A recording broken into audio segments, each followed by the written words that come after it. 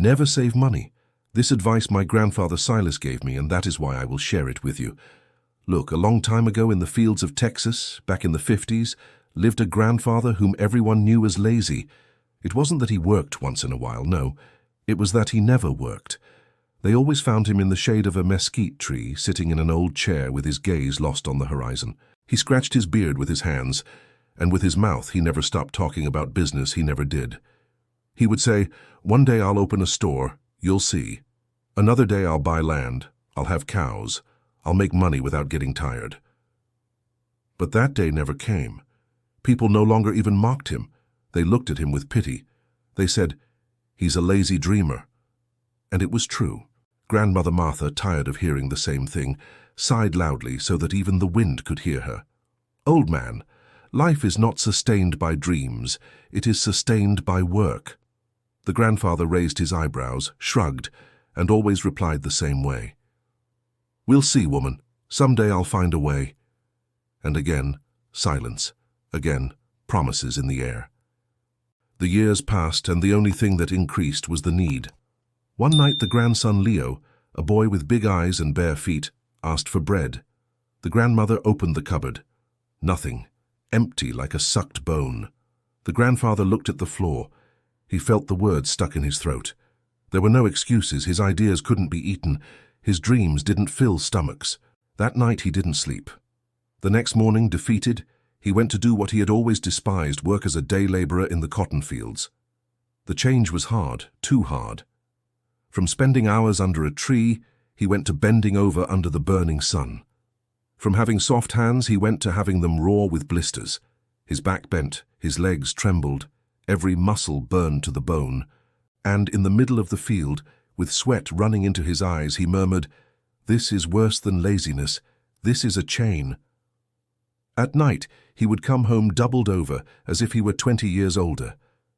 The grandmother waited for him with a plate of beans and 2 tortillas, never 3. The grandson would run to the porch of the wooden house and hug him, asking with his usual innocence, "What did they give you, Grandpa?" The old man took out the check, looked at it for a long time as if looking for more letters on it, and replied tiredly, "It's little, son, but it's something." And with that they would go to the town store. He paid old debts, left money for taxes, bought the grandmother's medicine, then the usual. A small sack of corn, beans, cheap coffee, when possible sugar, and upon returning, only a few loose coins remained in his pocket. The grandson took them out, lined them up on the table, counted them with his fingers. "And this is all that's left." The grandfather pressed his lips together. This and nothing more. Time passed like this. The check arrived, the check went, the house still leaked. The debt was a shadow that never moved. The grandfather felt he was working just to be able to breathe another day. One afternoon at the store, he heard some men talking loudly, as if they were preaching. "The secret is saving. He who saves always has." Those words buzzed in his head. That same night he looked for a large glass jar. He washed it, dried it on his pants, looked at it against the light of the lamp, and hid it under the bed. Every week, after buying just enough, he would toss some coins or a crumpled bill into it. The sound of the metal falling, clink, clink. It sounded like music to him. Every time he heard it, he felt that the future was being born inside there. The grandson discovered it one afternoon, lifted the quilt, and saw the half-full jar. "What are you doing, Grandpa?" The old man smiled proudly like a naughty boy showing off his treasure. "I'm saving our tomorrow." But that tomorrow cost dearly, very dearly.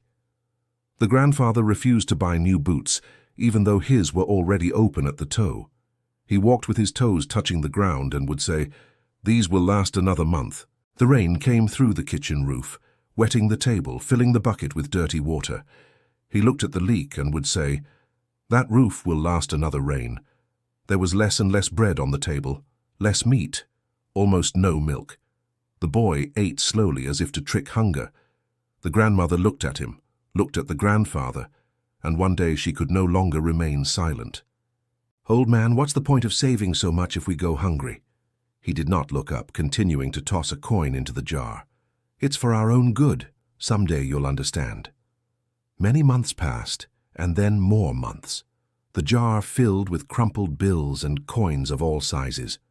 The grandfather would take it out some nights, hug it almost as if it were a child, look at it under the trembling light of the lamp, and smile. He felt it was a chest of gold. One night he proudly placed it on the table. He called the grandson. "Look, son, here is security." The boy's eyes widened. "How many sacks of corn can we buy with this?" The grandfather lifted his chin, sure of himself. 3, maybe 4. "With this we will never run out of food." And he burst out laughing. The grandson also laughed, trusting his grandfather. The grandmother, in silence, looked at him sideways with a tight heart. The next day they went to the market. The grandfather walked slowly, but in his heart he carried a spark of pride. He carried the jar under his arm, wrapped in an old cloth. The grandson jumped beside him, excited, asking every so often, "How many sacks are we going to bring, Grandpa? 3 or 4? The grandfather smiled confidently, even though his broken boots made noise with every step. "Yes, son, today we will return with full sacks. Today you will see what security is." They arrived at the merchant's stall. The grandfather carefully placed the bills and coins on the table. He spread them out proudly, like one showing off a treasure. 3 sacks of corn, please." The man counted them quickly, with the agile fingers of one who sees money every day. He looked up and without a hint of emotion said, "It's not enough, old man. Prices went up. With this you barely take 1.5.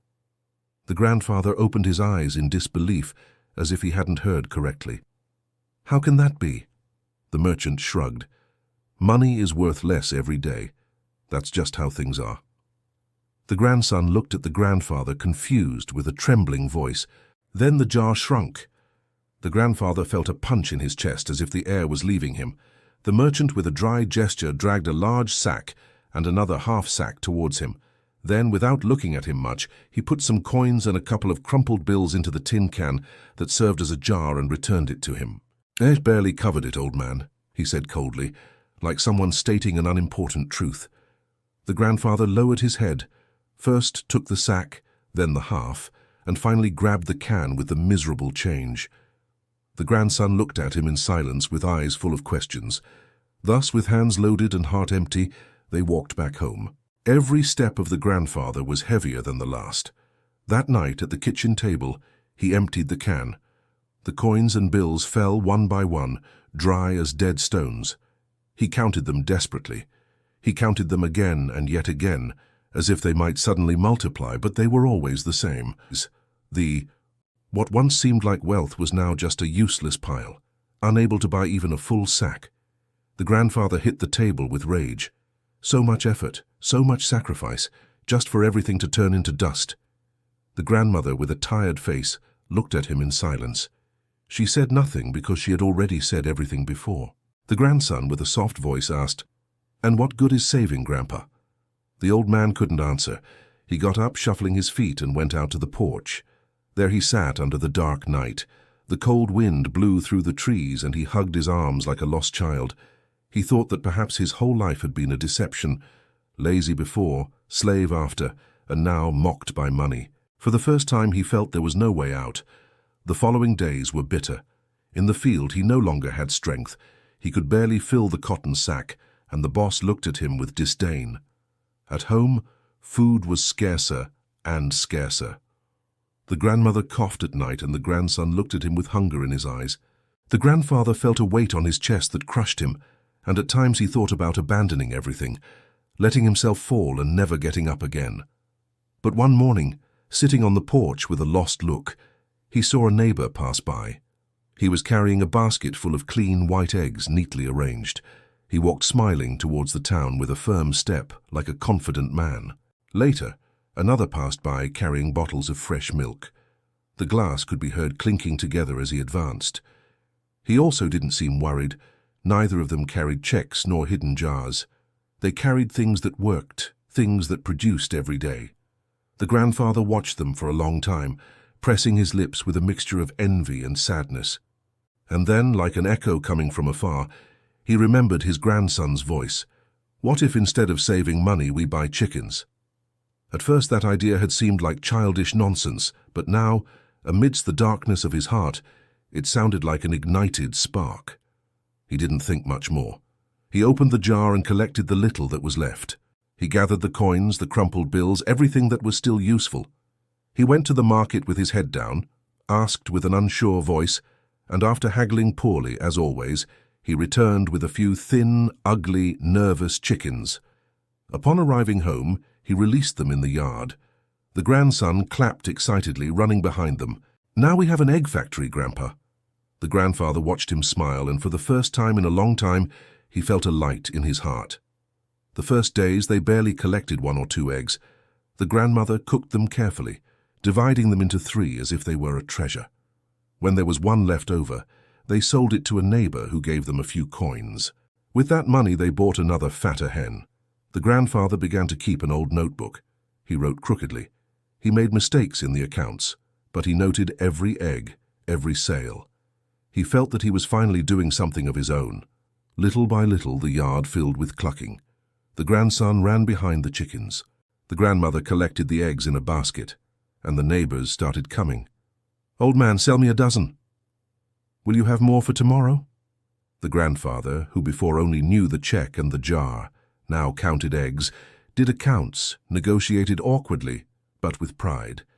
The work was no longer a chain. It was his own fruit. One afternoon, while holding an egg in his hand, he looked at it as one looks at a miracle. He called his grandson and spoke to him with a firm voice. "This is worth more than a jar full of bills, because this feeds, it multiplies, and it never loses its value. Saved money dies, but if you make it produce, you will always have something on the table." The boy hugged him, smiling. "Then, you're not lazy anymore, Grandpa." The old man squeezed him against his chest with tears in his eyes. "No, son.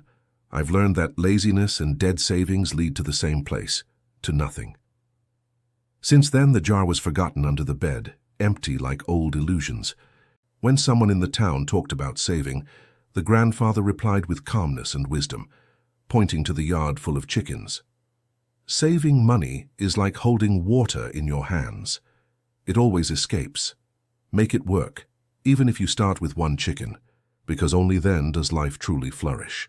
And that is how in those fields of Texas, the man everyone called lazy became the one who discovered the greatest truth. Never save money.